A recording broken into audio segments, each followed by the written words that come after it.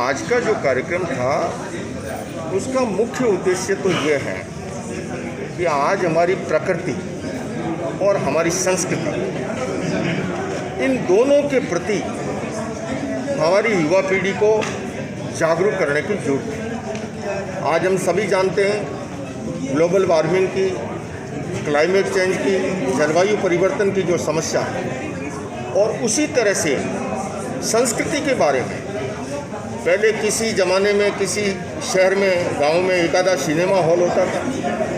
आज हर घर का हर बेडरूम जब सिनेमा हॉल का रूप धारण कर चुका है, ऐसे माहौल में अपनी संस्कृति के संरक्षण का और अधिक दायित्व बढ़ जाता है।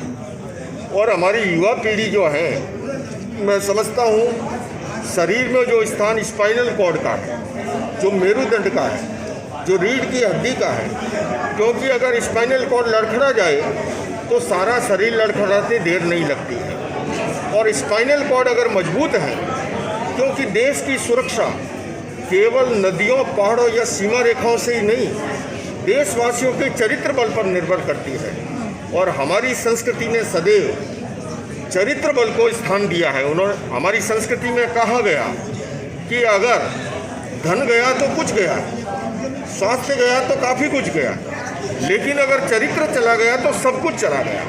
आज अपेक्षा है उस प्रकृति और संस्कृति के संरक्षण की, उसके संवर्धन की। ये कार्यक्रम तो एक बहाना था। ठीक है कि मैंने अमेरिका की यात्रा संपन्न की, यात्रा काफ़ी सफल रही। वहाँ पर भारतीय संस्कृति का, भगवान महावीर के अहिंसा का, अनेकांत का संदेश फैलाने का अवसर मिला। लेकिन इस कार्यक्रम के बहाने हमारे यहाँ की युवा पीढ़ी को हम अधिक से अधिक प्रकृति से जोड़ें, संस्कृति के जोड़ें और उसके संरक्षण और संवर्धन में वो जागरूक बनकर के योगदान दें। ये मुख्य उद्देश्य है। सर, गुरुजी बात करें अभी जो सांप्रदायिक जो माहौल फैल रहा है पूरे देश में, इसके लिए क्या उपाय होना चाहिए? देखिए, मैंने अपने अभी वक्तव्य में भी कहा, मेरा ये मानना है कि सांप्रदायिक कट्टरता और जातिवादी जुनून ये हमारे लोकतंत्र की जड़ों को कमज़ोर करते हैं। और इसलिए मैं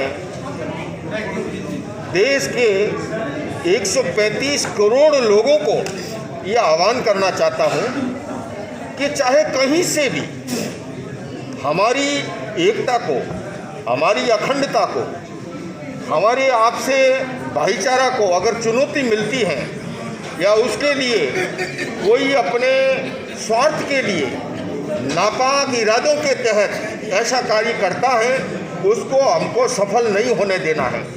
चाहे वो बाहर की विदेशी ताकतें क्यों ना हो, चाहे हमारे घर के अंदर के लोग क्यों ना हो, क्योंकि हमारी अनेकता में एकता हमारी इस देश की मौलिक विशेषता है। बहुलतावादी संस्कृति हमारे देश की खूबी है। और मैं तो कहता हूँ कि हम अपने धर्म का बशर्ते ईमानदारी पूर्वक पालन करें, किंतु दूसरे धर्मों का भी आदर और सम्मान करें। यही हमारी संस्कृति रही है। और एक संत होने के नाते मैं उसी बात पर बल दूंगा कि हमें तोड़ने वाली ताकतों को साथ नहीं देना है। धर्म सदैव जोड़ना सिखाता है, तोड़ना नहीं सिखाता। धर्म के क्षेत्र में हिंसा, घृणा, भय और नफरत का कोई स्थान हो ही नहीं सकता। इसलिए ऐसी घटनाएं कहीं से हो, कहीं पर हो, किसके द्वारा भी हो, उन तमाम घटनाओं की हमें एक स्वर में भर्त्सना करनी चाहिए, निंदा करनी चाहिए और उन घटनाओं को आगे बढ़ने नहीं देना चाहिए। उसके लिए सारे देशवासियों को एक होने की जरूरत है। स्वामी जी, अमेरिका की ऐतिहासिक शांति सद्भावना यात्रा आप करके आए हैं, तो जो इंडियन सिटीजन्स हैं अमेरिका के अंदर, उनके आपको क्या व्यूज़ मिले, उनका क्या कहना है इसके विषय में? देखिए, अमेरिका में जो मैंने ये भी देखा है कि भारत के लोग जितना अपनी माटी से, भारत से प्यार करते हैं, उतना ही अपनी कर्मस्थली से भी प्रति भी वो ईमानदार है, और होना भी चाहिए। जिस देश के अंदर रहे उस देश के प्रति भी। बल्कि मैंने तो वहाँ से कहा भी है कि अमेरिका और भारत को मिलकर के हिंसा के खिलाफ, आतंक के खिलाफ, गरीबी के खिलाफ मिलकर के लड़ना होगा। तभी हम इन असली दुश्मनों को, जो अभाव, अशिक्षा, अचिकित्सा जो हैं, उसको हम ख़त्म कर पाएंगे।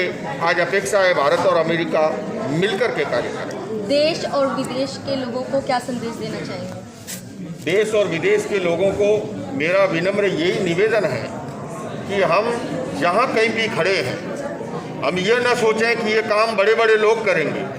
हम जिस धरातल पर हैं वहाँ खड़े होकर के मैं क्या योगदान दे सकता हूँ, जिस देश से हमें इतना कुछ मिलता है, जिस समाज से हमें इतना कुछ मिलता है, उस समाज के प्रति हमारा कुछ कर्तव्य है, कुछ दायित्व है, कुछ धर्म है, उसका हमें निर्वाह करना चाहिए और हमें ईमानदारी पूर्वक जो है अपने घर परिवार के साथ साथ समाज और देश के लिए भी अपना समय देना चाहिए। इन्हीं शब्दों के साथ ओम आराम।